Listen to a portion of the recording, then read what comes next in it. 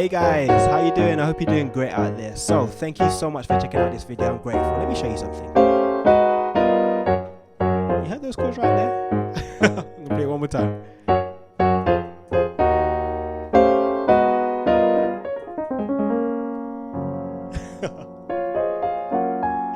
Yeah, I'm gonna be showing you some of that. So we're looking at Jacob Collier's song Sleeping on My Dreams. And looking at this, yeah, it's looking at 2-5-1 harmony and how he's expanding that, getting all that kind of thing. We'll get into that in a bit. So guys, if you haven't seen my reaction though to the song Sleeping on My Dreams by Jacob Collier, please do check it out. I'll leave a link in the description section below. So my name is Manley and I'm going to help you guys today to engage with music by combining your feelings with the music theory. So if you're new to this channel, please do consider subscribing. The button right over there. Alright, let's get straight into this song. So we're in the key of D flat. Let me play that scale for you.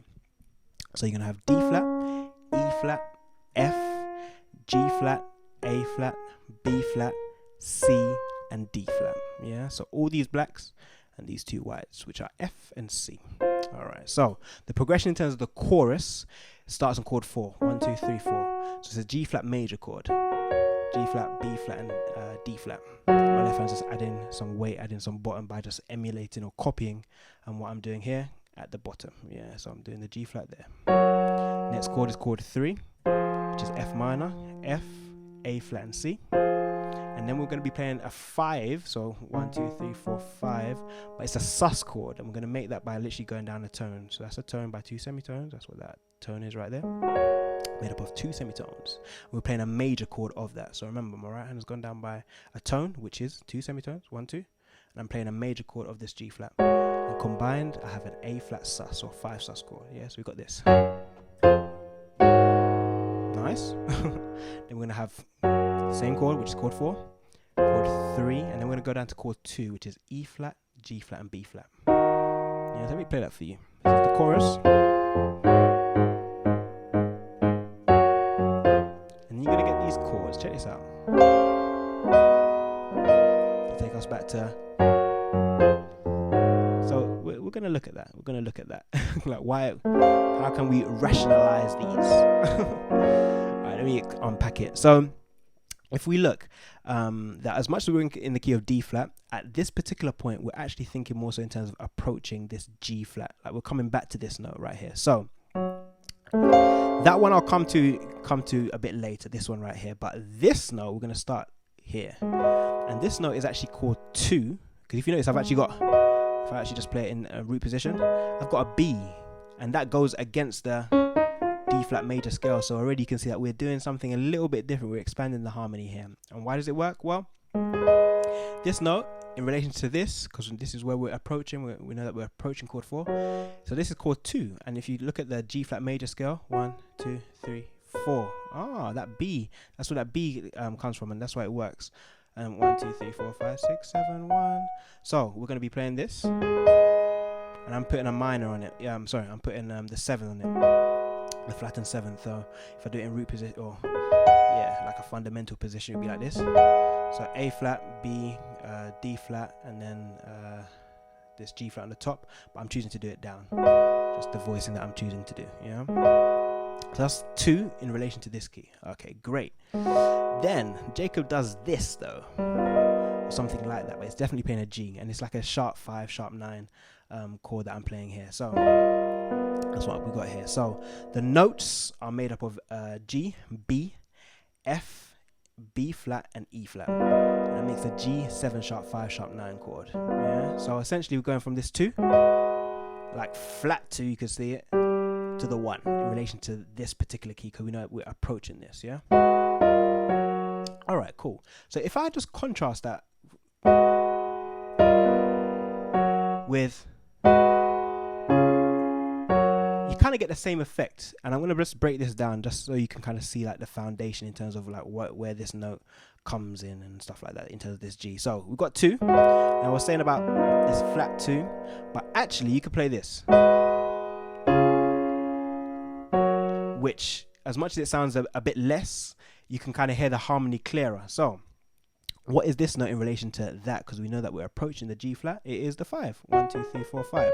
So essentially we have 2, 5, 1. That's the harmony. And we've just taken that that theory from another key, because we know that we're going in, as much as we're in the key of D flat, at this particular moment in time, we're approaching this G flat right here and thinking, what is the 2 in that key? It's that note, it's a minor.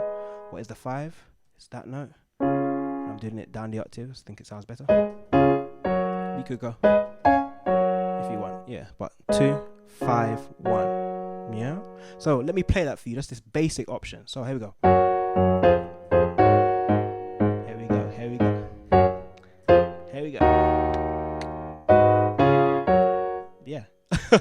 And we're back. So nice. But if I take it a bit further using Jacob's example, so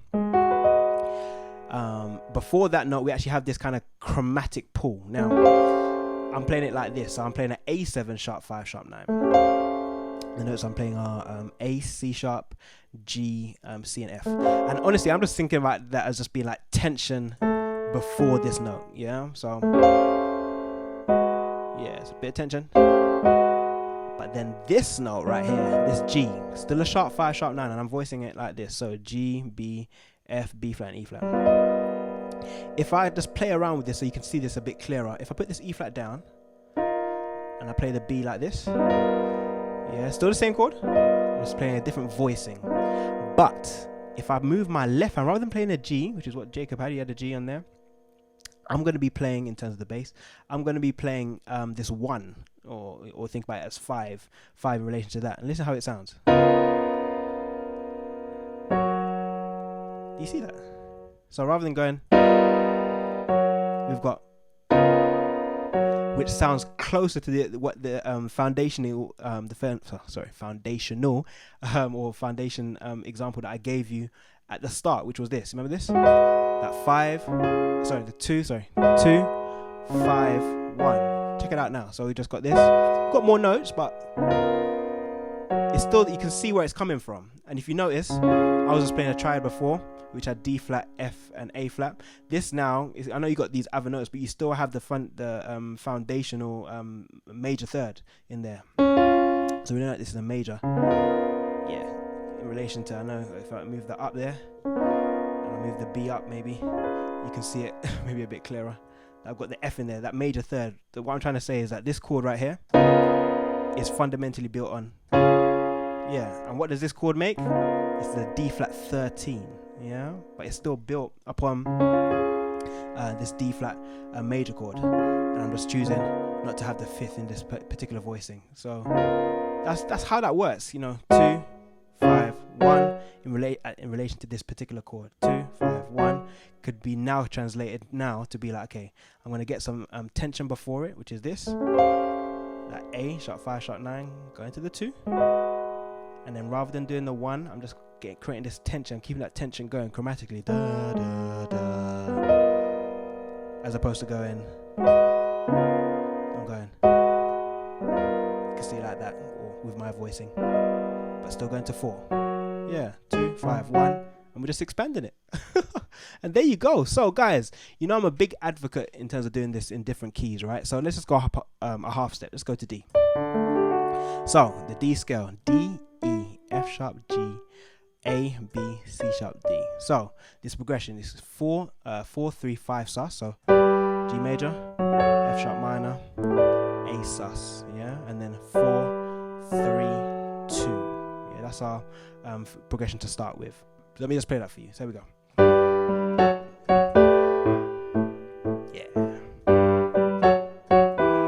Then we get these chords. So think about it. We know we're going to G. That's where we're approaching. So think about the G major scale. All these white notes, F sharp on the top, and then G to finish. So G, A, B, C, D, E, F sharp, G. Okay. So the 2, because we know we're going to G. So the 2 is this A minor. Okay.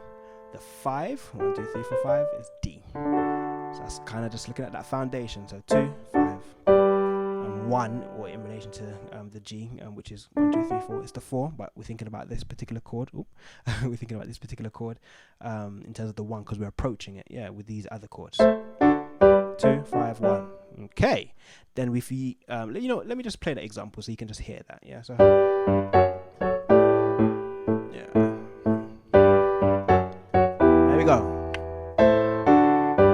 Nice. All right. Now let's expand it. So using Jacob Collier's inspired idea. So gonna come at this note from above chromatically by one step, and we're playing a sharp 5, sharp 9 chord.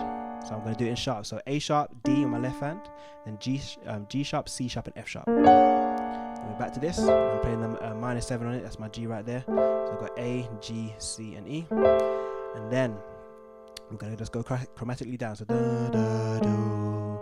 It's gonna be A flat, sharp 5, sharp 9. I'm gonna voice it like this. So A flat, C, and the right hand's playing F sharp, B, and E to get you to G. Yeah. So let me play that for you. There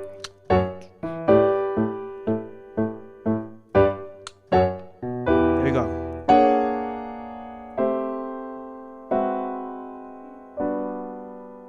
And I got a major 7 on the G. All right, there you go. Shall we do one more example? Let's go up to E flat. Let's just go a half step. So I'm gonna just play this one through. Here we go. So E flat, F, G, A flat, B flat, C, D, and E flat on the top. Alrighty. So that's first chord, chord 4, chord 3, and then we're gonna be going to chord 5 as a sus chord. That's what we got there. So we got A flat major, G minor, and then A flat on my right hand, and then B flat on my left. Yeah. And then 4, 3, 2.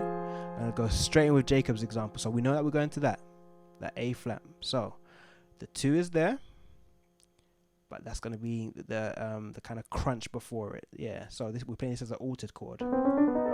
Sorry, sharp 5, sharp 9. Let me say it like that. Sharp 5, sharp 9. So I'm playing B and E flat, and my right hand's playing A, D flat, and G. Yeah.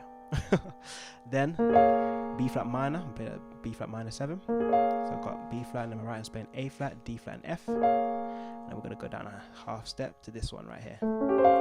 So A, 7, sharp 5, sharp 9, which we actually had in the very original key actually as the first note. But anyway, we've got A, C sharp, and right hand's playing G, C, and F. Take me down to that chord 4. And I'm just putting, once again, I'm putting this A flat major 7 in there by dropping my.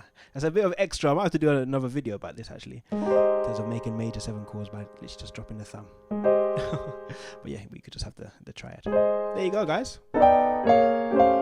So please expand this all across the piano so that you're not limited.